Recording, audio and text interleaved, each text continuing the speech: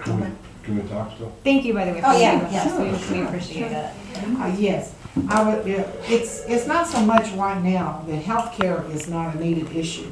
It's the fact that we feel, a lot of us feel that we're being surrounded.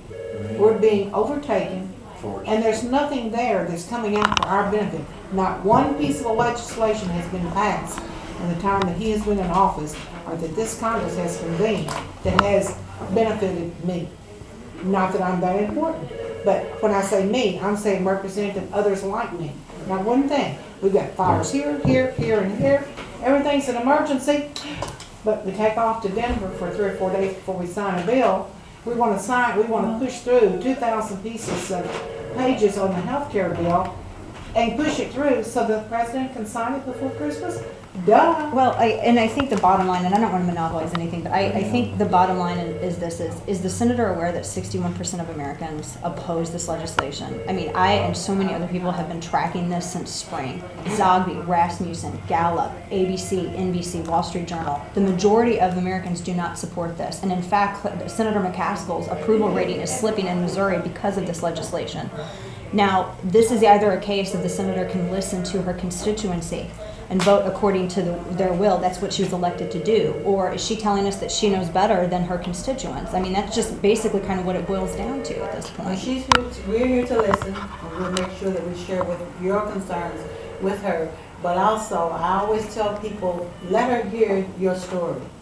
Go out to her website and email her, and she will get your email. You know, with the closeness of the presidential election. I understand what you're saying, but I tell people, you can tell your story better than anybody can.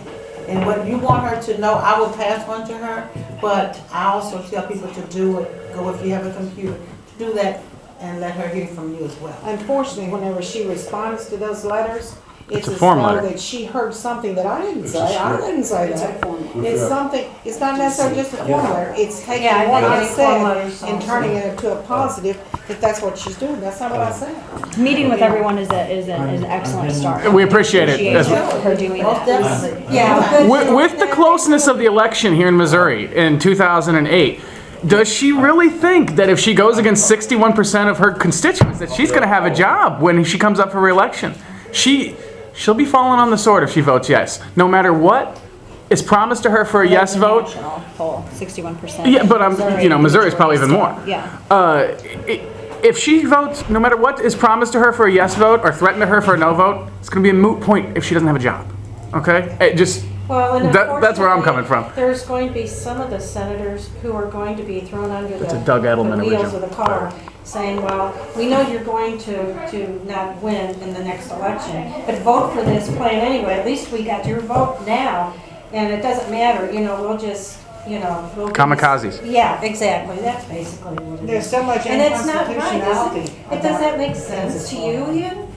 I mean, why would you do that? Why would you, just to get a vote, to let the president have something to sign before Christmas? He wants to make history. It's not about history. It's about lives, and it's about people's health, and it's about money, and it's, again, about power. What does that have to do with health? And then not only that, but our Constitution doesn't say that the government has a right to take care of our health insurance. My God, what is this country coming to? Promote the welfare, not provide for it. Just something else, in addition to the polling, in addition to the majority of voters in Missouri not being for this. And I appreciated the senator's no vote on the spending bill. That was fantastic. Yeah. That's how it should be done.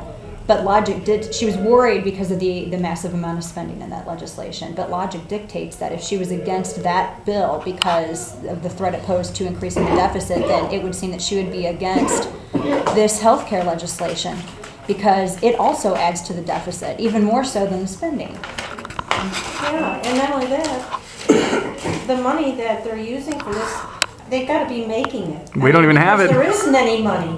There is no money. And then he said, okay, I'm not going to tax the middle class. Well, he's going to get the middle class to pay for something. And what we have to pay for is going to possibly be, our electric has to be turn down, stop having babies, stop this, stop that. But he's gonna get your money, one way or another, to pay for this, because there is no money to fund it.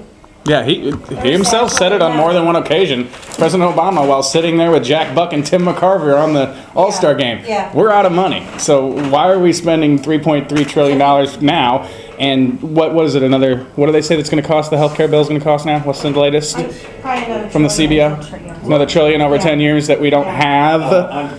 I mean, we don't My even you're spending my kids' money. Just do one at a time, okay? matters like that. Yeah, let's let other people in. Make sure that there's money in the bank, or the bank, is gonna be Yes, looking for us, and foreclose on our homes or whatever. But the Federal Reserve hasn't got any money in it, so, we go to the bank, we wanna get a loan.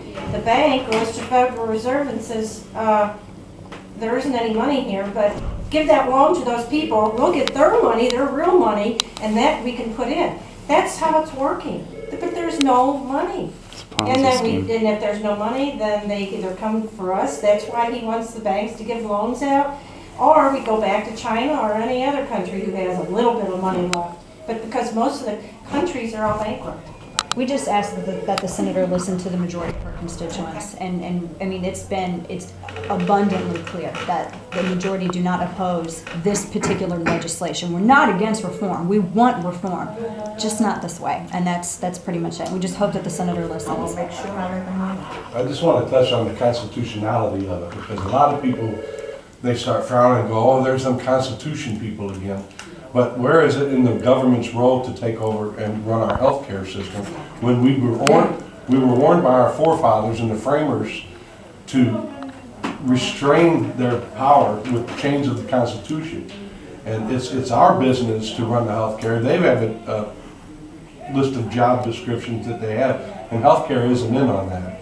And that's where a lot of people are getting, they get fearful about it, because government usurpation they talk about, and taking over, making it, you see the socialism signs. And because when we ask the representatives, where in the Constitution does it say, they dismiss it and say, well, that's nonsense, you can't. And we have attorneys, I forget what representative said that the other day. Landry. We have attorneys who will address that issue later. It's, and we're concerned about that. Yeah, they're not even aware of any of the constitutional They laws. swear. But they swear to us. Thank you. Thank you, ma'am. 1 second, I'll give you my card. Oh, please, yeah. Thank you for having us, and we appreciate